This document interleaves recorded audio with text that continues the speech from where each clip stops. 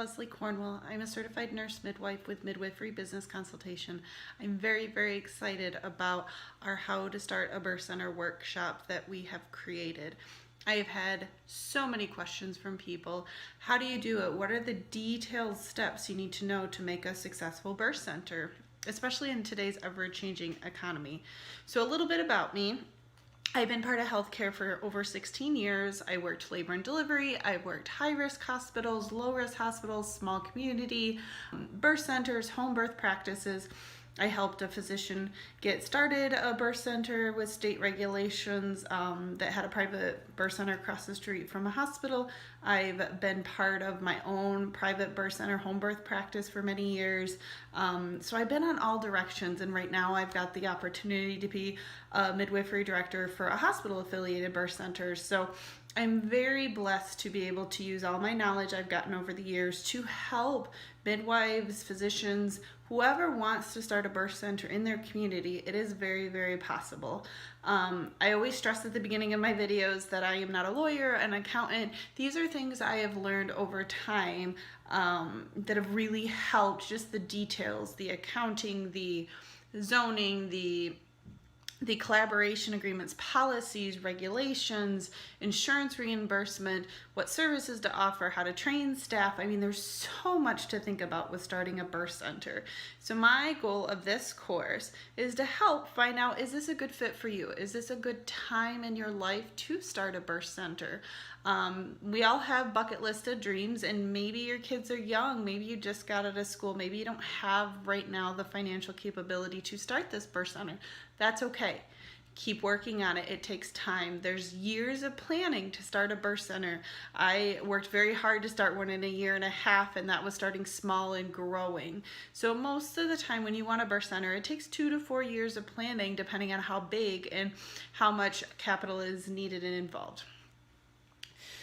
So a little bit about birth centers. There's a great new birth center history book out that came out in 2017. I strongly encourage everyone to read it.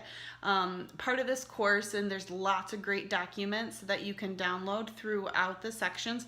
One of them is recommended reading for if you're considering to start a birth center. Goes to personal development, professional development, billing suggestions, resources, organizational tips.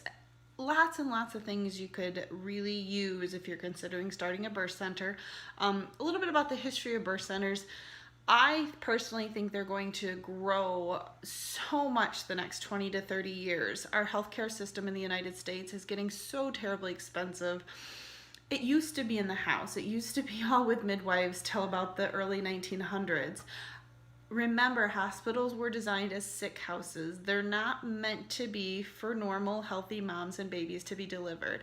And as the economy and the consumers are paying more and more for their health insurance and their responsibility towards medical care, they're going to start questioning more, why do I have all this extra testing? Why do I have all this extra things that I'm normal and healthy? And so a birth center is going to fill that need.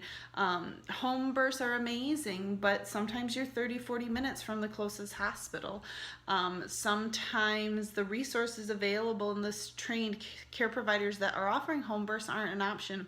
So many times a birth center is a great balance. If you can get a facility across the street from a hospital, you're going to fit, when minutes matter, that safety net that you would like to have, but you have a home away from home. So I truly believe birth centers are going to grow and grow like crazy for multiple reasons. Consumer demand, the balance between home and hospital setting, and just the rising cost of healthcare.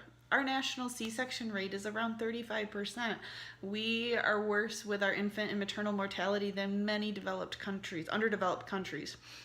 So that tells you a lot. There's things in the United Healthcare system, the United States healthcare system, that really needs to be changed, and that has to do with the experts in normal taking care of normal. We work great with physicians, our collaborations, if we need something for women. I think sometimes our United States healthcare system really is, obstetricians are doing most of the deliveries when they're trained to be high-risk care providers. Netherlands, Denmark, many European countries have amazing outcomes for out-of-hospital births. Midwives are the main point of care for maternity services. And you see a high-risk care provider if you risk out of your midwife.